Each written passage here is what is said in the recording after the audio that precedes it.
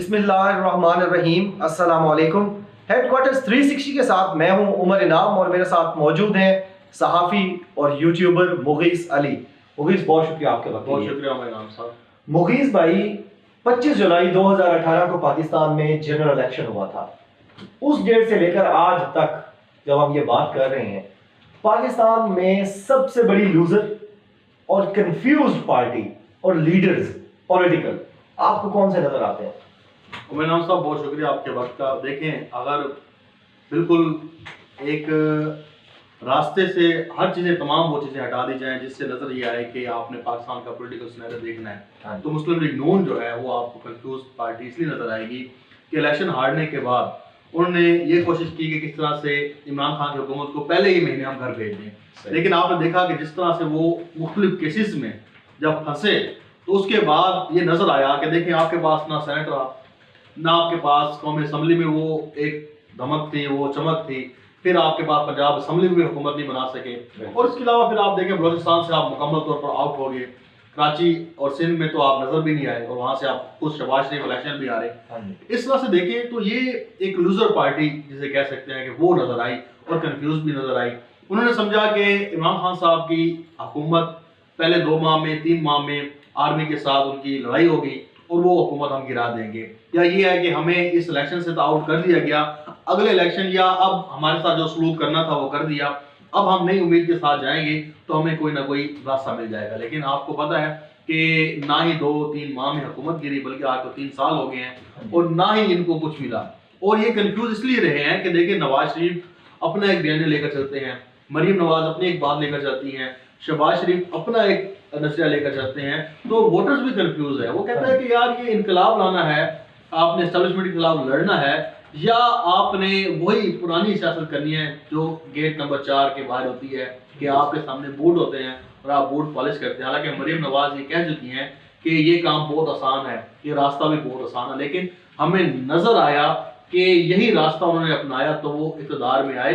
हालांकि इमरान खान पे ये बहुत तनकीद करते हैं कि वो एस्टेब्लिशमेंट के साथ मिलकर या फौज के साथ मिलकर हुकूमत बना रहे हैं, लेकिन इन्होंने जो रास्ता अख्तियार किया वो यही था हमेशा से, वो गेट नंबर 4 ही था। बिल्कुल सही है मुगीस भाई। 5 दिनों में 4 बड़ी मुलाकातें हुई हैं। शहबाज शरीफ, आसिफ जरदारी, MQM शहबाज शरीफ से मिली है, फिर MQM चौधरी शुजात से मिली है, और इसी तरह जो है वो जरदारी जो है वो भी शुजात को मिले हैं, चौधरी शुजात हुसैन परवेज इलाही को मिले। तो ये सारी जो बड़ी पार्टीज हैं, ये बेसिकली मुझे ये लग रहा है कि 2 लोगों को गिराना चाह रहे हैं या बहकाना चाह रहे हैं, एक MQM को और एक परवेज इलाही को।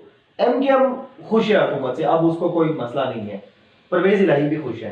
तो ये आखिरी 1.5 साल में अब क्या निकालना चाहते हैं, और क्या ये 4 जो मुलाकातें हुई हैं ये आपका पॉलिटिकल सिनेरियो तब्दील करेंगी या नहीं करेंगी?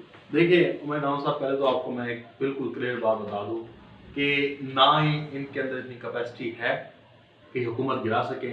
इमरान खान पूरे मजबूती के साथ 5 साल पूरे करेगा, क्योंकि 4 साल अगर हम मैं अपनी ख्वाहिश को नहीं बता रहा, मैं आपको इनका ट्रैक रिकॉर्ड बता रहा हूँ कि 3 सालों में ये जिन्होंने कौम के साथ किया है अपोजिशन ने, वो सिर्फ लॉलीपॉप की और कुछ नहीं दिया, और अब भी यही लग रहा है। अब दूसरी बात आ जाता है कि इमरान खान साहब ने एक बार कहा था कि जब मैं इनके ऊपर हाथ डालूंगा ये सारे चोर डाकू इकट्ठे हो जाएंगे, चीखेंगे भी सही। और आपने देखा कि अगर इमरान खान पाकिस्तान की सियासत में ना आते तो इन लोगों को हम कभी इकट्ठा ना देखते। इसका मतलब क्या है कि इनका जब एहतसाब होने लगा या इनको जब शक पड़ता है कि अब हमारे ऊपर इमरान खान हाथ डालने लगा है, तो ये इकट्ठे हो जाते हैं। दूसरी बात यह है कि देखें, अब वही सरदारी जिसको लाड़काना की सड़कों पर घसीटना था, वो मरीम नवाज शरीफ की वो वहाँ पे तर्जमान बैठी थी, उनके घर बैठे, और सरदारी ने कहा कि मेरे सामने मरियम भी होगी, हमजा भी होगा, शहबाज भी होगा, सारे। हालांकि अब जो वसीम अख्तर की मुलाकात थी तो मुझे वहाँ पर मरीम नवाज की नजर नहीं आई। अब आप देखिए कि हुआ क्या इन मुलाकातों में, पहले आपने ये सवाल किया, तो इन मुलाकातों का जो अभी तक नजरिया नजर आ रहा है या समझ आ रही है वो ये है कि इन 3 सालों में मुस्लिम लीग नून को या अपोजिशन को कुछ नहीं मिल सका। बिल्कुल सही है, और उनको यही नजर आ रहा है कि अगले इलेक्शन में भी नहीं मिलना। बिल्कुल अगला आप ये जो सारी गेम हो रही है ये अगले इलेक्शन को कवर करने के लिए हो रही है। अच्छा, यानी अभी की नहीं है, ये अभी की नहीं है, ये 23 वाला ये कहते हैं कि अगर हम खामोश बैठे रह के हाथ पे हाथ रख के, तो हमें ये जो 3 सालों में घंटा मिला है तो आगे भी हमें कुछ भी नहीं मिलेगा। बिल्कुल सही है। बिल्कुल हम ऐसे ही रहेंगे और हम बातें करते रहेंगे। उधर से इमरान खान जैसे आज़ाद कश्मीर की हुकूमत ले गया, गिलगित बल्तिस्तान की हुकूमत ले गया, और उसके अलावा और भी जहाँ पे उन्होंने कोलिशन गवर्नमेंट है, ठीक है, बलूचिस्तान में करनी है, ठीक है। अब वो ये सारी तैयारी कर रहे हैं कि यार किस तरह से, क्योंकि देखें कोई कह रहा ना कि एस्टेब्लिशमेंट इसके पीछे है, तो ये बिल्कुल झूठ है। सही है। क्यों? अभी उनके पीछे है नहीं। ठीक है। जब होती है तो वो इस तरह से सामने आते हैं कि फिर ये मुलाकातें करने की जरूरत नहीं होती। एग्जैक्टली, इतना वो कहते हैं भागने की और इतना वो कहते हैं बस घर से निकलो। हाँ। अब ये है कि इस तरह से ये होगा कि आप देखें अपोजिशन ये चाहती है कि किस तरह से गोला डालकर इकट्ठा एक मजबूती दिखा के एस्टेब्लिशमेंट का भी हाथ अपने सर पे रखवाया जाए। सही है। ब्लैकमेलिंग की जाए। हाँ। या फिर यह है कि किसी ऐसे नुक्ते पे पहुंच जाए कि एस्टेब्लिशमेंट भी कहे कि यार आप इनको हुकूमत दे दो। ये सिर्फ खलाई बातें हैं कि फजल रहमान को बलूचिस्तान में मिल जाएगा, केपी मिल जाएगा, शहबाज को प्राइम मिनिस्टर बना दिया जाएगा। अब देखें मजे की बात देखें, मैं सुहेल वड़ैच को सुन रहा था, आपको पता है कि ये खास किस्म के सहाफी हैं जो नवाज शरीफ और मुस्लिम लीग यूनियन के बहुत करीब हैं। वो जनाब वो जी देखें वजीफे में तो आप अभी देखें लंदन में गए होते, कहा कि जनाब अगला आर्मी चीफ जो है उसका फैसला शहबाज शरीफ ने आगे करना है। आप इनकी मेजोरिटी का लेवल अदा करें, उनकी कॉन्फिडेंस की बात दें। उसने कहा कि ये तरीके से मजमात आ जाएगी और अगले आर्मी चीफ का फैसला कौन करेगा? शहबाज शरीफ करेगा। एंकर के जनाब प्राइम मिनिस्टर तो इमरान खान है। उसने ये तो बातें है ना, इमरान खान प्राइम मिनिस्टर है तो अगले फिर उन्होंने कहा कि सरदारी इस बात पे राजी हैं। अगली बात सुने कि इस वक्त जो प्राइम मिनिस्टर आए, केयर टेकर भी आए, या जो अभी सिनेरियो बनता है ना, शहबाज शरीफ पे राजी हो गए हैं। अच्छा। लेकिन आपको पता है कि इनकी एक तवील या एक पुरानी रिवायत है झूठ बोलने की, और एक इनका पुरानी हिस्ट्री भी है कि इन्होंने एक दूसरे की पीठ में खंजर घोंपा है। बिल्कुल। ये जरदारी को आज इन्होंने अपना माई बाप बनाया हुआ है कि कल इसको करप्ट कह रहे थे, चोर कह रहे थे, डाकू कह रहे थे, और आगे भी कहेंगे दोबारा कहेंगे, क्योंकि इन्होंने एक दूसरे के खिलाफ इलेक्शन लड़ना है। बिल्कुल सही है। मुखिस मुझे ये बताएं, पीपल्स पार्टी के पास फिर भी सिंध है, मौलाना साहब के पास पीडीएम की सरबराही भी है, बलूचिस्तान में भी कुछ है, और केपीके में भी बल्दियाती इलेक्शन में देखा आपने कि उन्होंने कुछ अजला में बड़ी जबरदस्त कामयाबी दिखाई है उनकी पार्टी में। लेकिन नून लीग की बात फिर वही रह जाती है कि जो 3.5 साल में कहीं पर कोई हिस्सा नहीं ले सका। सेनेट की सबसे बड़ी जमात, दूसरी बड़ी जमात, कौमी असम्बली की दूसरी बड़ी जमात, पंजाब असम्बली की दूसरी बड़ी जमात, और सारा जीटी रोड जो है वो क्लीन स्वीप की है, उसके बावजूद कुछ नहीं मिला। और फिर उसी बंदे को वो कह रहे हैं प्राइम मिनिस्टर बनाएंगे। देखिए ना, ये वही बात होगी ना कि आप जब बहुत सारा जगहों पे लूज कर जाते हैं, हार जाते हैं, तो फिर आपने यही करना होता है।